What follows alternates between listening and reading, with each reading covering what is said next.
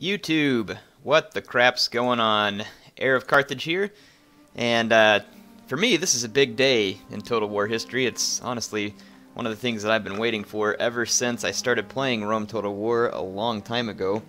They announced the Hannibal at the Gates DLC, which is going to be a campaign DLC focused around the Second Punic War, which is pretty freaking amazing.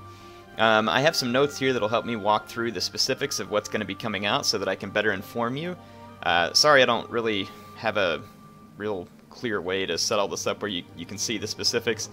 But I will cover some of them here, and if possible I'll put a few highlights into the notes if you're wanting to see the same information that I saw.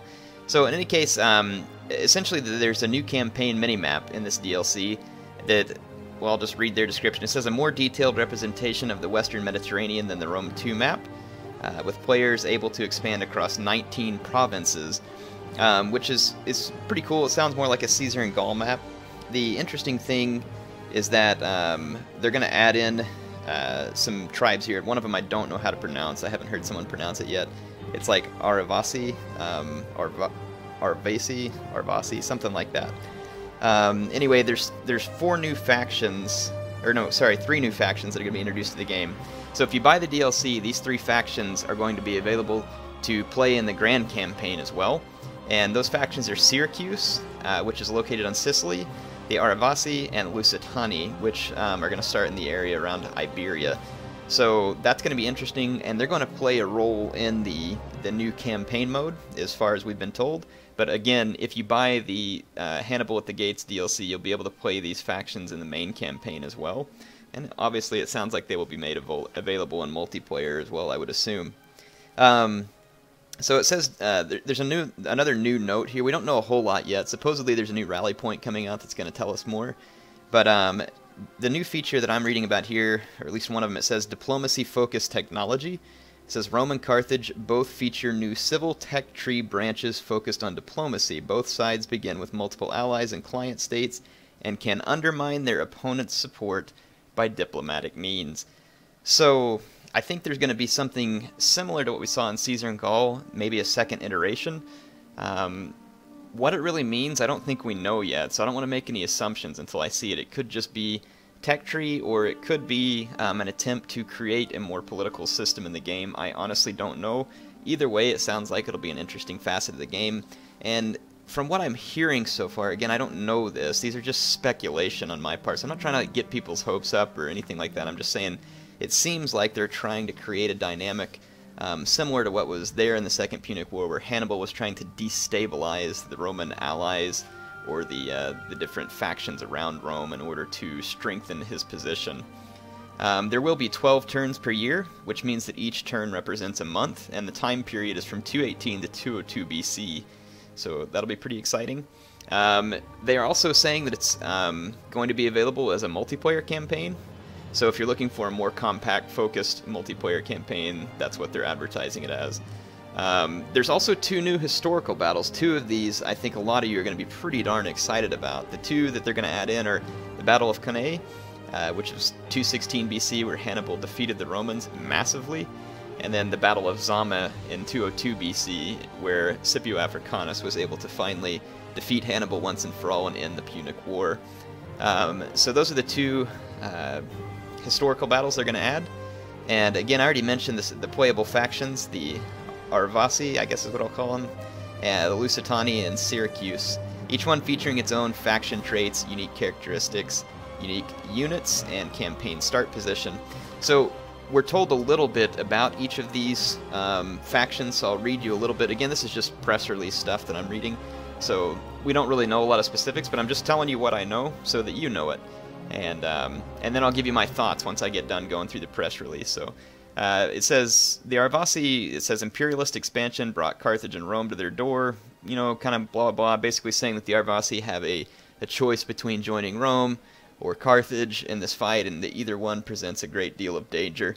The Lusitani, or, you know, an Iberian tribe, basically talks about them being, again, stuck in this in-between Rome and Carthage, and will they ever get the chance to reclaim this territory that was supposedly theirs before Carthage got there. Don't really know how they're going to play in. And then, of course, Syracuse, it goes into talking about how it was ruled in the ancient world by tyrants. And, of course, that either Rome or Carthage would love to control it due to the benefits that they would have from possessing that strong settlement. So they add those 3 factions. It talks through a number of new units here. I'm assuming these aren't all the new units, though, because specifically mentioned in that Eurogamer interview was that Carthage would be getting a unit roster update.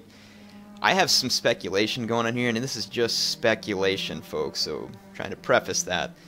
It doesn't mention any new Carthaginian units in this list that I'm about to go over, which makes me think, because we do know that CA told us there is some free content update coming with this DLC, and I'm thinking that the reason why no Carthaginian units are mentioned here in this DLC press release is because they could be a part of this free content update. Again, speculation, but that's the speculation I'm going to make for now.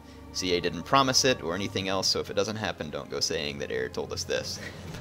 Just speculating. But anyway, let me go through the new units that it does name. Nothing that sounds, completely amazing, but some fun stuff here. So it mentions that the Arvasi are going to have painted warriors, which I'm assuming are going to be similar to the painted warriors of the Iceni. It basically just says painted bodies, an unpleasant stench instills fear in unlucky opponents. Sounds like a lot of fun. Everybody dislikes a poor stench. They have Celtiberian cavalry, which is a melee cav. That's going to be exciting to see more Iberian cav in the game, rather than just the one unit that we have right now. The Lusitani have a couple of units it mentions here. One is Lusitani Guerrillas, which is a stealth spear infantry. So that'll be interesting to have stealth spears. I think the Swabi are the only one that have that right now. And then there's going to be Lusitani Spearmen, which is, all it says is skilled tribal spearmen whose reputation on the battlefield is fully deserved. Again, these are all the new units they're talking about, so whatever units already existed for those factions are probably going to continue to exist, and it sounds like they may be trying to add some of these in. Syracuse, it's got a unit listed called Picked Hoplites, which it says Elite Hoplites, which will also be available to Athens, apparently. It says the cream of citizen hoplites to proudly defend their city from invasion. So those are a few of the new units that it mentions. Sounds interesting enough, like to see them, and then also like to see the other units that these factions come up with. I would imagine the Lusitani are going to be an Iberian tribe in which you're going to see certain levels of swordsmen, probably some spearmen. They won't be, I think they're going to be kind of like certain barbarian tribes, but probably with more, with some good skirmish cav would be my guess, if they're anything like real life. Not sure what else they'll come with, potentially decent slingers. Hard to say what they'll give them, but it'll be interesting to see. I'm particularly excited to see the Lusitani in the game, but Syracuse should be interesting too because you get another Greek faction. Also, a lot of you will probably be wondering if Syracuse is going to have walls in this campaign. I don't know, but let's hope it does. It mentions that the Romans are going to have access to several new auxiliary units, which is going to make the Romans even further diversified in their unit roster, which is already pretty diverse. But they're going to have Auxiliary Scutarii, which is Iberian melee infantry, Auxiliary Scutarii Cav, which is Iberian melee cav, and then there's going to be new mercenary Iberian units. So you're going to have Mercenary Scutarii available. There's going to be Mercenary Scutarii Cav, and then it says there's some new Italian mercenary units too, which is Mercenary Etruscan Hoplites, Mercenary Samnite Warriors, and Mercenary Campanian Cavalry, not like Alexandrian Companion Cavalry, but like Campania in Italy, which is Noble Horsemen. It says Italian Heavy Cav. Don't know if it's shock or melee at this point. So that's pretty much the update. That's what I know so far. I have a replay I want to show you just for a backdrop while I give you my own thoughts. So I just did a big old large battle. Threw it up here. Figured this would be kind of fun. Fought near the same area where Zama would have been, but not meant to be a recreation of Zama. In any case, this is just for fun, something for you to look at while I go through my thoughts. So what do I think about this? Well, obviously, I am clearly very excited about this DLC. Very excited.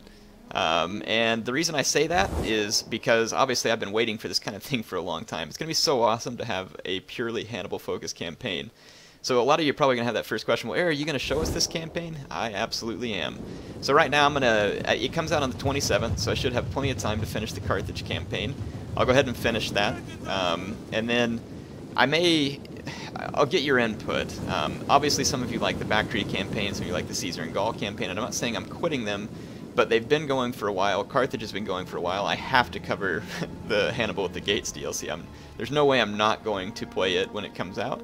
So hopefully you all don't mind seeing me play that. I would think it's something you want to see me play since I love Carthage so much.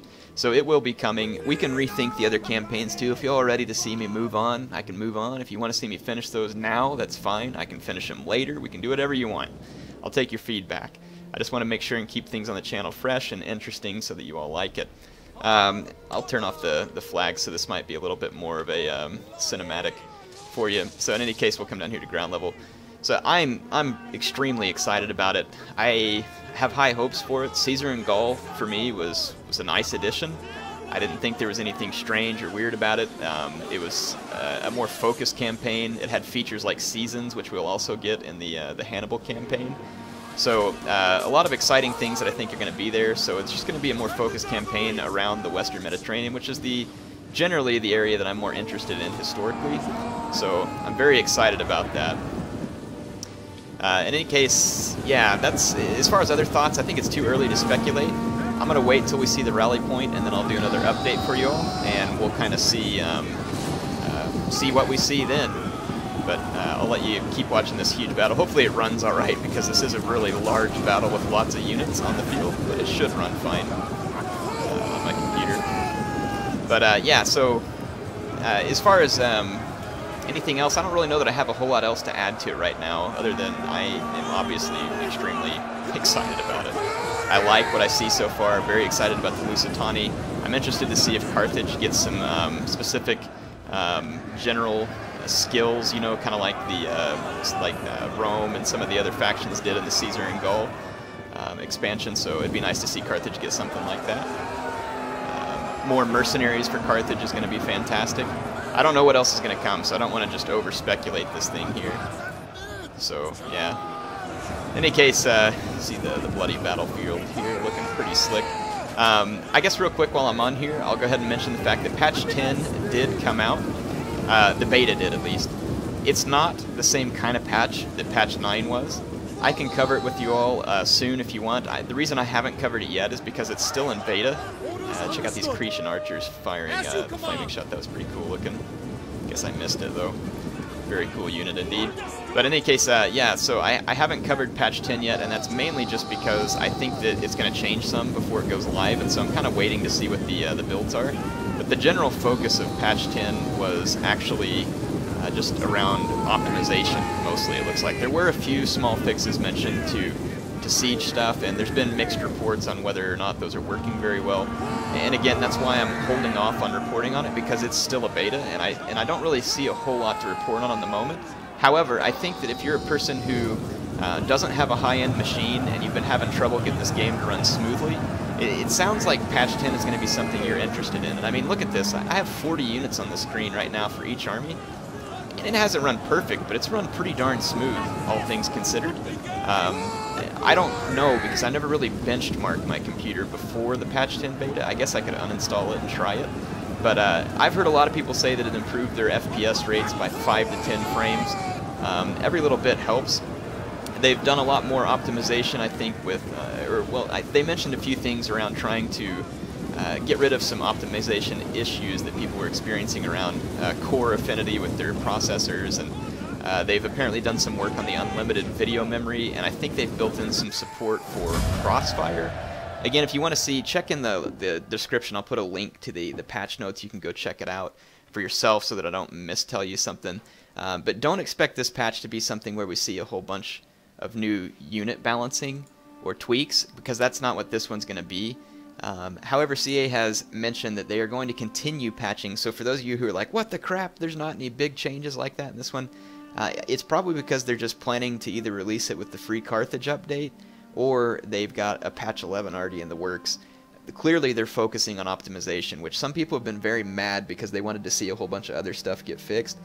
But I think for those of you who have been having a hard time running the game, that this is going to be a good one for you. At least I hope it is. I haven't ever had problems running it, but then again, you know, I'm running like an $1,100 machine here, so not everybody has that, and so I understand the need for people to really see those optimization things come through. So anyway, that's a quick rundown on the what I know so far about the Hannibal at the Gates DLC, and then also what I know about the patch 10 beta.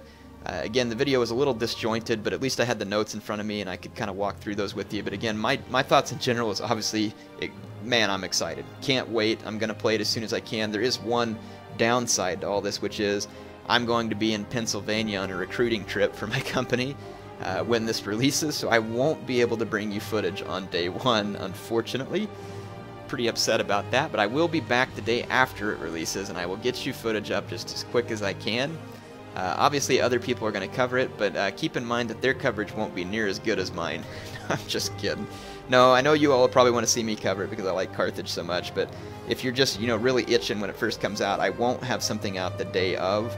But obviously, I'll be doing everything I can to bring you some awesome updates.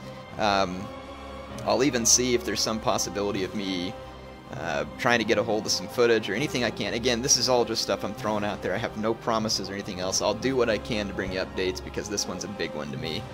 Anyway, I'm excited. March 27th, I believe, is when this launches. I could have read the date wrong, but I believe it's the 27th because I get home on the 28th.